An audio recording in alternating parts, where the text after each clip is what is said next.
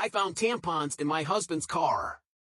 For a fleeting moment, I almost wished the truth was simpler, that he had been unfaithful. That pain, though devastating, would feel less cruel than the turmoil I knew my kids would endure if this went deeper. I'm 29, married for 4 years to a man who still swears we're living in our honeymoon phase. And honestly, I believe him until now. It started with a mundane errand, buckling my daughter into her car seat. My fingers brushed against something wedged between the cushions. A toy? A crumpled receipt? No, the shape was unmistakable, smooth, cylindrical. A tampon! As I pulled it out, the bright wrapper glared against the car's upholstery, mocking me. I stood there frozen, my thoughts racing. It wasn't mine. I hadn't had a period in over a year, thanks to my IUD. And this wasn't even my brand. That small detail was enough to make my stomach twist. That evening, I confronted him. I held the tampon in my hand like damning evidence, my voice trembling as I explained where I found it.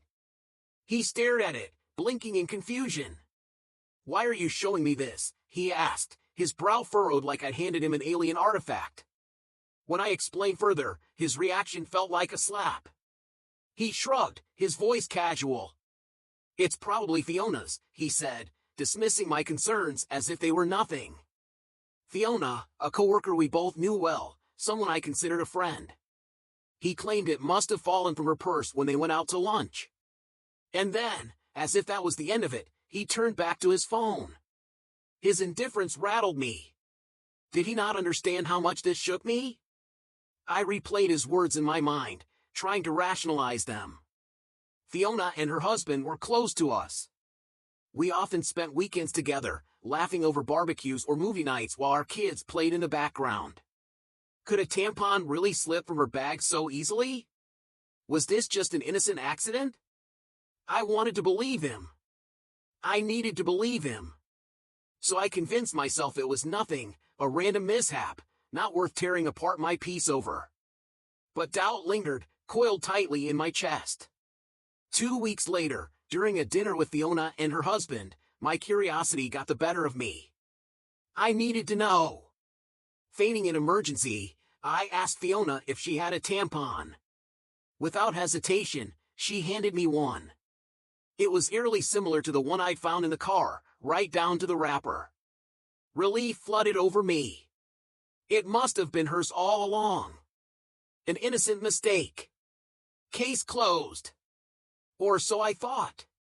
This morning, I found another tampon.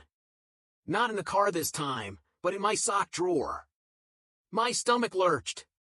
It wasn't just confusion now, it was dread. Why would this happen again? Was someone deliberately leaving these for me to find? My thoughts spiraled. If it was Fiona, why would she so brazenly offer me one just weeks ago? Was this her way of taunting me? Or was I reading too much into it? For hours, I debated confronting my husband. But shame and uncertainty held me back. Instead, I confided in my sister. As I spilled every detail, the car, the sock drawer, the identical tampon from Fiona, she listened intently. Together, we compared the tampons I'd kept. They matched. Different absorbences, but unmistakably the same brand. My sister didn't mince her words. She was convinced Fiona was involved, whether it was an affair, a cruel game, or both. But how could I prove it? A direct confrontation felt like a gamble, one I wasn't ready to take. My sister suggested cameras, but without solid evidence, it felt premature. So, we agreed to wait. Watch for changes. Look for clues. I invited Fiona and her husband over for our Labor Day barbecue. They declined. Already had plans, Fiona had said with a smile that felt too composed. And so, the waiting game began, my eyes scanning for anything, everything. Each moment felt like an eternity, my trust eroding under the weight of suspicion. The foreign items that had mysteriously appeared in my home? Nothing seemed misplaced anymore. Even my sister's husband, who had been skeptical from the start, began to believe the tampons were harmless. He was adamant on one thing, Though, if anything unusual had been happening around the house, it would have been nearly impossible to hide it from me or the girls. After all, my husband was the one who handled most of their daycare runs and weekly activities. That thought gave me some comfort, at least for a while. But everything changed when my younger daughter, just 2 years old, fell ill last week. Naturally, I wanted to be the one to stay home and take care of her, but my husband insisted I go to work while he stayed behind. At the time, I thought nothing of it. If anything, my sister and her husband even took it as a positive sign, proof that my husband was stepping up when it mattered most. Slowly, we were all beginning to put the tampon fiasco behind us. By the third or fourth day, I felt relief. My daughter was almost back to her cheerful self, and my husband had been attentive throughout her recovery. Things were finally settling down. But then, something happened that shook me to my core. That morning, I had left my toddler in an old pajama set before heading out. When I returned later that evening, she was dressed in a onesie I had never seen before, complete with a tiny clip in her hair. I froze. My memory might not be perfect, but when it comes to my children's clothes, I know every item they own. Especially onesies, I had sworn off those long snap front styles ages ago because they were such a hassle for diaper changes. I wouldn't have dressed her in one, and my husband certainly wouldn't have either. He doesn't shop for their clothes or accessorize them. So who had? A sinking feeling gripped me. The thought that someone might have been around my sick child without my knowledge sent chills down my spine. Without hesitation, I confronted my husband. "Did anyone come over today?" I asked, my voice tight with suspicion. His response was immediate but unconvincing, confusion etched across his face as he denied it. "Why would you think that?" he countered. I wasn't satisfied. "Did anyone stop by? Even just to say hello?" I pressed again. He shook his head, repeating his denial, and urged me to calm down. My frustration grew, but our older daughter was in the room, watching us. For her sake, I softened my tone and asked one last time, "Are you absolutely sure no one has been here?" Again, he swore it had just been him and the kids all day. He denied buying new clothes or putting a clip in our daughter's hair. My emotions were in turmoil, and with my daughter present, I decided to drop it, for the moment. But the unease wouldn't leave me. The image of that onesie and the clip haunted me. Something wasn't adding up. In the days that followed, I found myself spiraling. My paranoia grew. I wasn't eating, I wasn't sleeping, and worst of all, I wasn't present for my kids. My mind raced through every possible explanation, each more unsettling than the last. Finally, I reached my breaking point. I decided to install hidden cameras. My brother-in-law agreed to help set them up, and I had the equipment shipped to my sister's house to keep everything under wraps. But before the cameras even arrived, the confirmation I dreaded came crashing into my life. The morning started like any other. The usual chaos of getting the girls dressed and fed before school filled the house. My husband and I rushed around, juggling breakfast and uniforms, sharing smiles amidst the frenzy. Once the girls were off to daycare, we headed to work, ready to tackle the day. Then, around midday, my phone buzzed, a notification from our doorbell camera. Motion detected at the front door. Expecting to see a delivery person or a passing neighbor, I casually opened the app. What I saw made my heart stop. There she was, a woman I hadn't seen in years. Hand in hand with my youngest daughter, she led her into our house. My husband and older daughter followed close behind. My blood turned cold. The girls were supposed to be at daycare. My husband was supposed to be at work. What was she doing here? And how did this happen without me knowing? Panic surged through me. Who was this woman to my children? Was she a friend, a stranger, or something far worse? The pit in my stomach deepened as questions piled up faster than I could process them.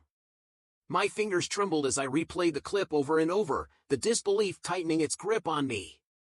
I called my husband immediately, desperate for answers. No response. My panic turned to anger as I texted him. "Surely, He knew he'd been caught. Why else would he delay picking up? After several failed attempts, he finally answered. The words that followed would shake me to my very core. I never thought I'd see her again.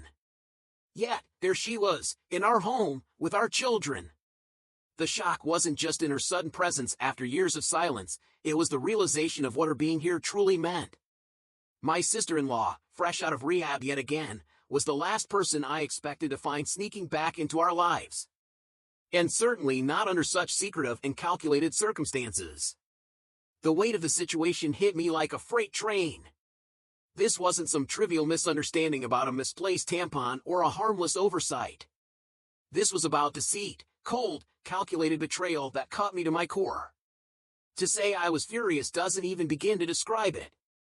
It wasn't an affair, but somehow, it felt even more revolting.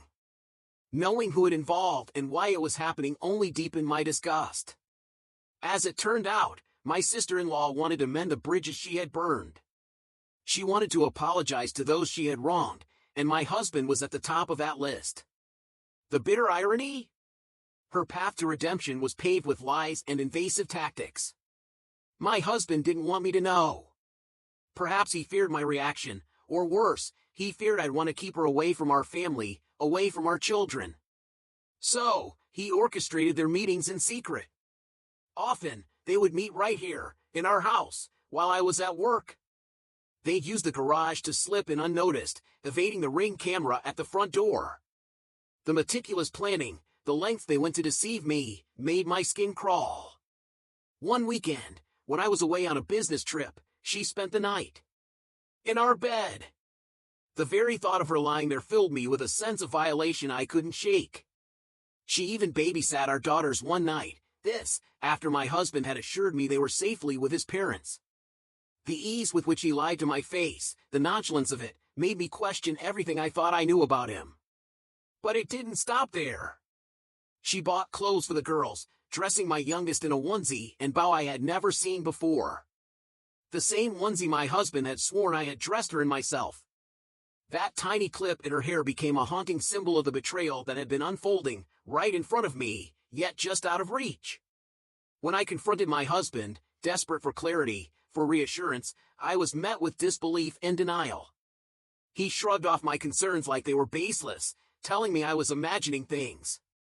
Every unsettling discovery, dismissed. Every concern, brushed aside as paranoia.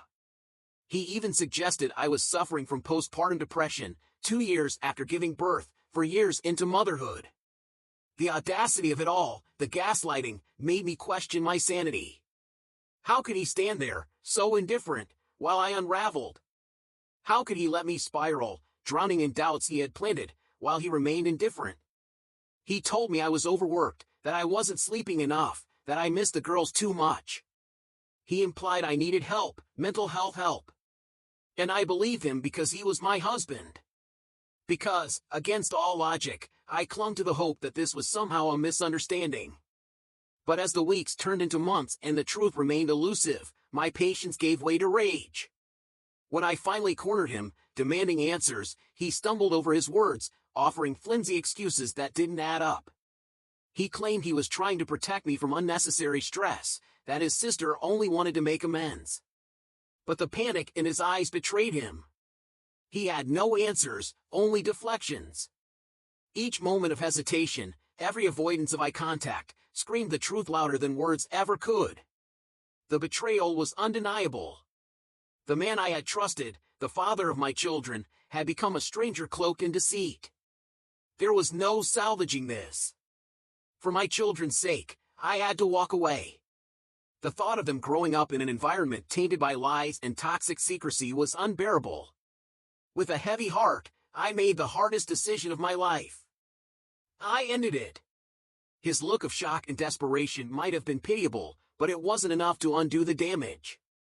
It was over.